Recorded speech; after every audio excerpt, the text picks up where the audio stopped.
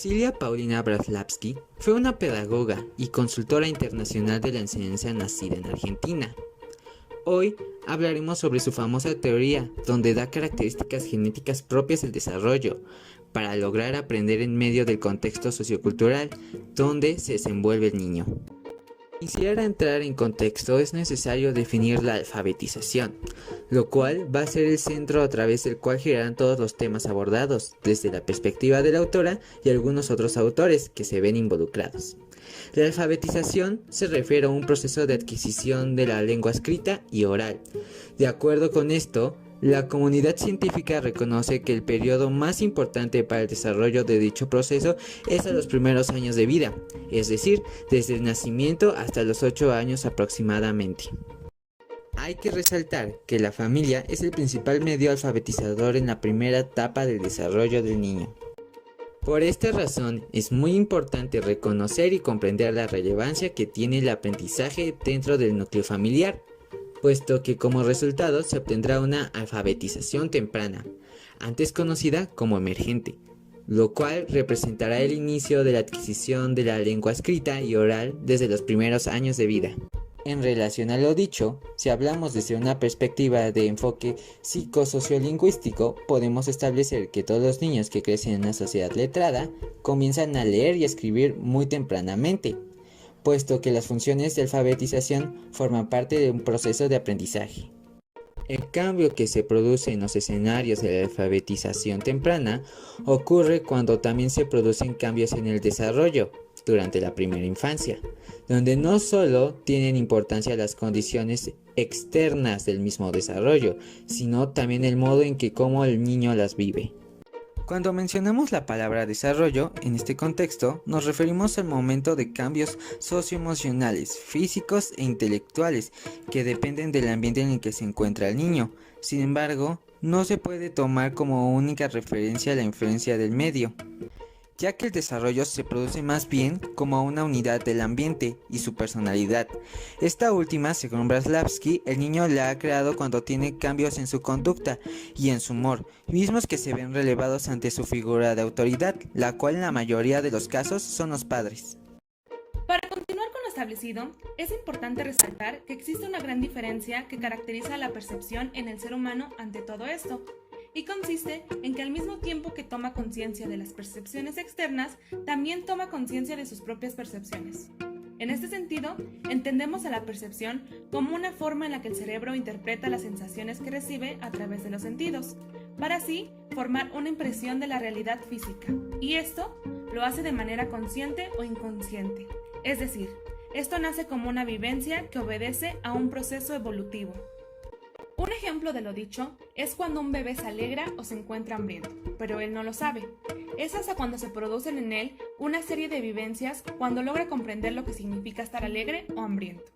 Este momento es conocido como toma de conciencia, pues se le otorga un significado a las emociones o sentimientos.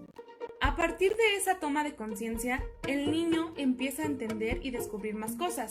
Por ejemplo, según un consenso entre psicólogos, existe una etapa a la cual llaman crisis de los 3 años, en la cual el niño descubre sus relaciones con las otras personas. Por lo tanto, deja de referirse a él en tercera persona y comienza a hacerlo en primera, mediante la utilización del yo. Ahora les hablaré sobre los tipos de conciencia en el niño. Es a esa misma edad, es decir, a los 3 años, cuando ocurre la toma de conciencia lingüística, lo cual es muy importante para el desarrollo del lenguaje, tanto hablado como escrito. Y esto es debido a que en este tipo de conciencia, el niño comienza a hacer del lenguaje un objeto de conocimiento, incluyéndolo en sus actividades. Dentro del concepto de la conciencia lingüística, algunos investigadores se han ocupado de la conciencia léxica y la conciencia fonológica, y han establecido que la conciencia léxica se da cuando el niño tiene reconocimiento de las palabras cuando están siendo habladas, provocando una conciencia de la escritura como representación de ideas, conocimientos y pensamientos. Por otra parte, la conciencia fonológica se refiere al momento cuando los niños detectan sonidos, sílabas y rimas en las palabras que escuchan, mediante el desarrollo del oído fonético, donde les permite la comprensión de fonemas o sonidos. Para entender mejor lo antes mencionado, es importante tener claro qué es el lenguaje. El lenguaje es un sistema de comunicación que se construye y adquiere de diversas maneras, por ejemplo, a través del sonido, canciones, símbolos o bien cuando un humano se dirige directamente a otro. Hablamos de dos tipos de lenguaje. El lenguaje interior, que es el tipo de lenguaje en donde el individuo reconoce nuevas formaciones, como el autoestima o la valoración propia, así como el lenguaje escrito, el cual es un sistema simbólico que requiere de una actividad voluntaria y consciente para ser comprendidos. Esto nos indica, a través de símbolos, los sonidos y las palabras del lenguaje hablado. Dentro de estos tipos de lenguaje, ocurren procesos o variaciones debido a la forma en la que cada persona los desarrolla. Para ejemplificar esto, conozcamos lo que es el simbolismo de primer orden. Esta expresión refiere al momento en el que el lenguaje escrito adquiere su autonomía, lo cual significa que directamente se hace simbólico, y de esta manera se percibe del mismo modo que el lenguaje oral. Otro ejemplo de las ya mencionadas variaciones en el lenguaje es el grafismo, que es un tipo de expresión gráfica basada en trazos y regulada por un acto motriz, en donde Branislav reconoce enfoques neurológicos y psicológicos. Hablemos ahora de la crisis de los 7 años. Si bien ya hablamos de la crisis de los 3 años, es necesario recalcar que también se reconoce otra a los 7 años, misma donde se generan varios cambios físicos de manera muy rápida, pero también ocurren más profundos en la personalidad, reflejados así como cambios de conducta, los cuales ocurren de tal manera que es como si de algún modo sus actos adquirieran un acento intelectual. Incluso autores como Wallum reconocen que a esta edad es donde mayor claridad de percepciones tiene el niño, y esto es porque desaparece el sincretismo, el cual es definido como la tendencia del pensamiento, donde se establecen relaciones entre objetos o hechos sin un razonamiento previo. Por otro lado, la opinión de Vygotsky, que para él a esta edad ocurren más bien la transformación del lenguaje interior, donde se reconocen las nuevas formaciones y del cual ya hablamos previamente. Por tanto, aquí ocurre la propia valoración, donde el niño juzga sus propios éxitos. Pero, ¿qué es la alfabetización familiar? Es un proceso donde se adquieren habilidades lingüísticas y cognitivas desde las primeras edades.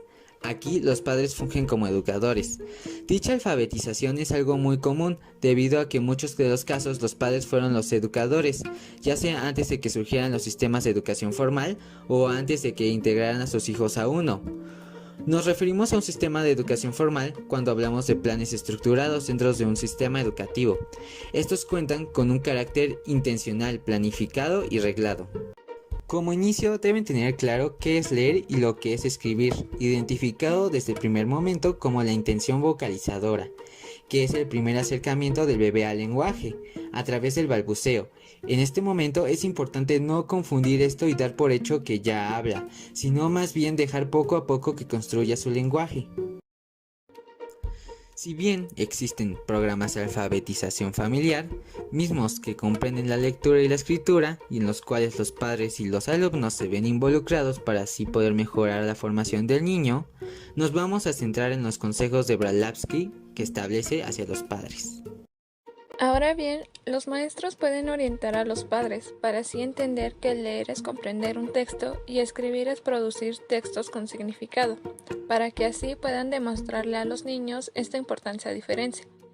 Pues no es suficiente descifrar para comprender.